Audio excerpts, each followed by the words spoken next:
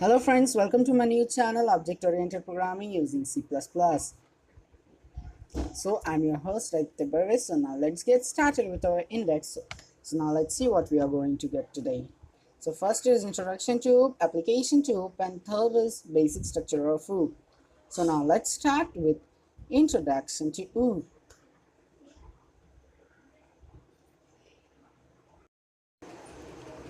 So here is the introduction. C++ is an object-oriented programming language. It was founded and developed by Barney Stroustrup at ET&T Bell Laboratories in Murray Hills, New Jersey, USA in early 1980s. So C++ is made or developed to overcome the defaults by C. It is completely based on object-oriented programming. In C++, you have to create the class and the object of that class. So what a class is, how to define class, how to access class members, how to create the object of a class, we will study it in our next video. So let's move towards our next topic, that is application of C++. So now here are some applications of object-oriented programming. It is used to develop mobile games. So the mobile games you play, it may also develop using C++ software. It is also used to evaluate or solve the mathematical equations. It is also used to design the operating system or OS of Windows XP. It is also used for Google for indexing. So the few part of Apple operating system or operating system of iPhone X is also written using the C++ programming language.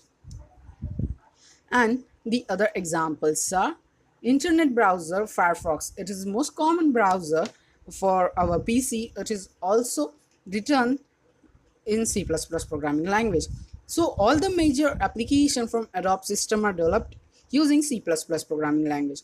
So the application which we know are Photoshop, Imagery, Illustrator, and Adobe Premiere. So these are most common applications for our PC. So some of Google applications like Google File System and Google Chromium is also written using C++. So C++ is designed to use to design the database of MySQL. So MySQL is also a programming language. So it is the database language, means it is another type of programming language like to design a database or a database system which we see in malls and etc. all there. So now our next topic is the basic structure of OOPs. So here is the basic structure of OOP programming. First step is to include header files. Here instead of stdio.h header file, we are using iostream.h header file, which is input output stream header file.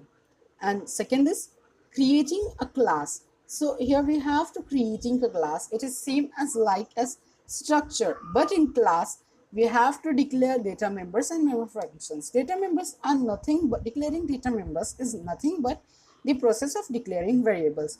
In C++, data members are private, which can be accessed only in the class. And declaring member functions are nothing but the declaring the member functions. Member functions are nothing but the user defined functions in C++. So in member functions, we can give the definition inside the class or at outside the class using scope resolution. So it is our future topic. So then the program comes to the main functions. To execute the program, we write void main, which is our main functions, and then in it we create the object of that class.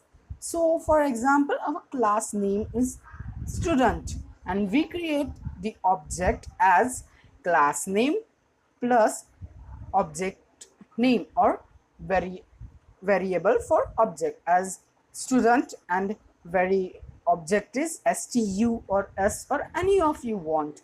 So and last step is accessing member functions. How to access member functions? So we have to access member functions using object plus dot operator plus the name of the function. So thank you for watching my video. Thank you for watching my video. So I'm stopping here for today. In my next video, we will see how to access how to access member functions using objects, and we'll see advantages of OOP over POP is procedure oriented programming. And if you like my video, please hit like button and then subscribe to my channel and add a comment below.